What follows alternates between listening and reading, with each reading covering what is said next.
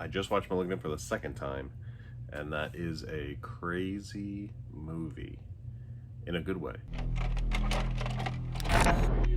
When I was young, something happened to me. Stop saying that. Daddy, who are you talking to? Gabriel. Is he your imaginary friend? Whatever you went through before you joined our family, it hurt you in a way that I can't even imagine. You created him Daddy, what's going on? so that you could survive. First, I apologize. I have not shaven. I'm at the very end of my COVID recovery. So I have not shaven in like 2 weeks. But I think the next time you see me, I'll be shaven. I have showered. I just have not shaven. So in the first half of the movie, you're introduced to some characters, some of which are killed off gratuitously, some of which are just kidnapped and held hostage. You're introduced to a killer that seems to be moving backwards for some reason. It caught my attention as to the movements of the killer and wondering why the heck are they moving that way? And all of this is revealed. All the questions you may have while you're watching this movie, by the end of the movie, are fully explained. Even the title of the movie is fully explained. It all makes sense 100% by the end of the movie. One tragedy befalls the lead character, and then all of a sudden she is able to she's almost stuck in the scenes of the murders, where her world merges with their world and she's seeing what's happening to them, but the killer doesn't know they're there and the victims don't know they're there. She's fully aware of what's going on around her, and then once that scene is done unfolding, it kind of like undoes itself and she's back into her own scene of where she began. And it's all filmed very well. The effects are awesome, how they merge the two scenes, how she's placed into the scenes, not in the way, so to speak, of what's going on, and she's literally stuck. She can't move when she's in that state of seeing what's going on. So as the movie unfolds, you realize the off nature of it, the way that it's filmed, and a bit of cheesiness or the campiness of it.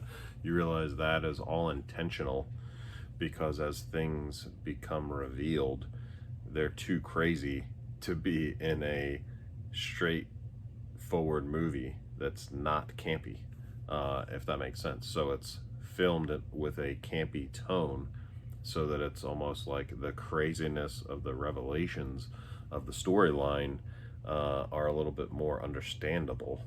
So you're kind of placed in this world of campiness and horror fun, and then as the story is revealed, it's like you believe it all can happen, because you're watching a movie that's not quite straight. Some of the craziness, you're kind of like, wow, is it going to get even more crazy? And then it does get even more crazy.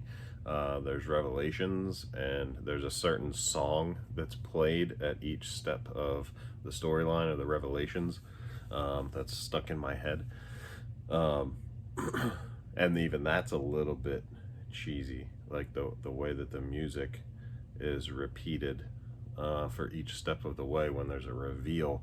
So it kind of like subconsciously, as you're watching it, it's like an aha moment, and the same music is playing for the audience. So the way that it's filmed is excellent. James Wan, some of the scenery, the way in the beginning, I remember specifically when the lead actress is moving around her home, because there is a break-in and she's trying to either find what broke in or get away from it, and the camera pans over top of the house and you see her on the first floor, but then as she becomes like moves underneath part of the floor on the second floor, you lose sight of her, but then the camera's continuing with her character. She comes through the next hallway and you see her again. Annabelle Wallis has been in a few movies, and I believe she was in Peaky Blinders, the television show on Netflix, British old school gangster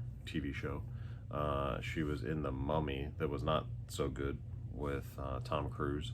And she was in one of the Annabelle movies, one of the offshoot movies of the Conjuring universe horror movies.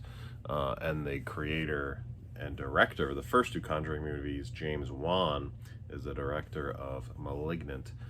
He's probably best known for his direction of the DC Universe Aquaman movie that came out, I think, in 2019. He also directed one of the Fast and Furious movies, I think just before that.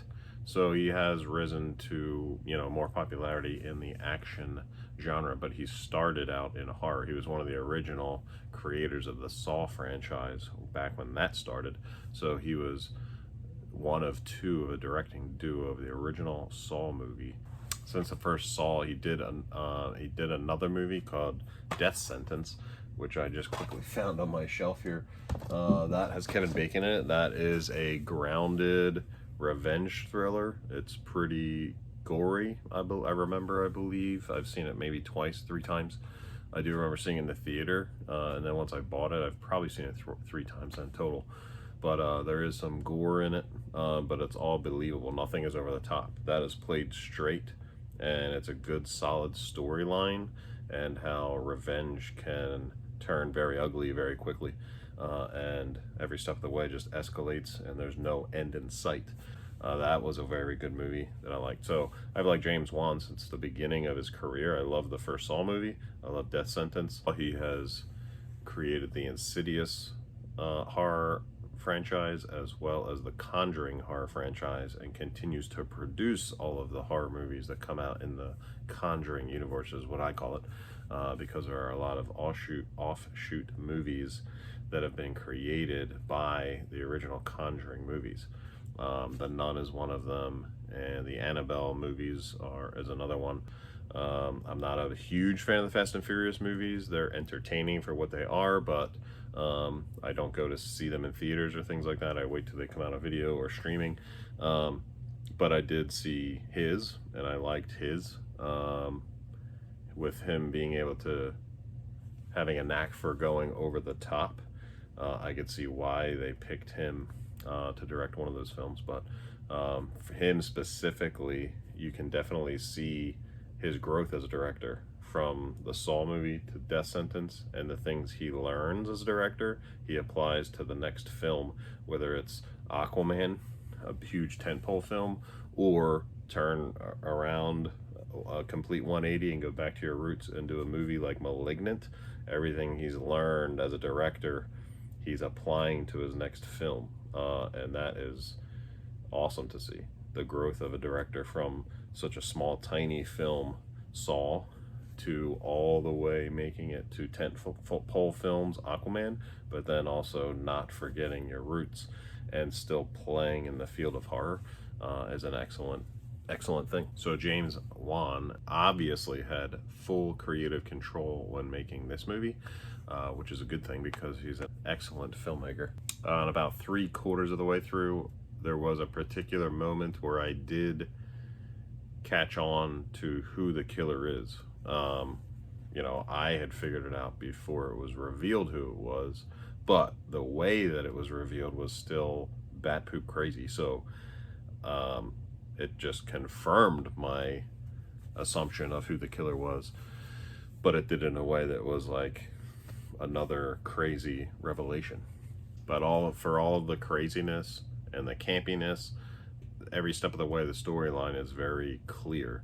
So even though you may have some questions raised as you're watching it through the first half of the movie or so, first 3/4, all of those answers, like I said, does clarify by the end of the movie. Everything that you may be wondering about, or you're not sure of, or why is this happening, everything is revealed in a very coherent way. You can check out Malignant right now in movie theaters. It's also streaming on HBO Max, I think, until the beginning of October. I think it's a 30-day thing where HBO is putting out specific movies, Warner Brothers movies, streaming at the same time it's released in movie theaters, and they're streaming for 30 days. So you can choose to either go to the theater to see it if you want, or stay home and stream it at home. That's gonna wrap up our Malignant review.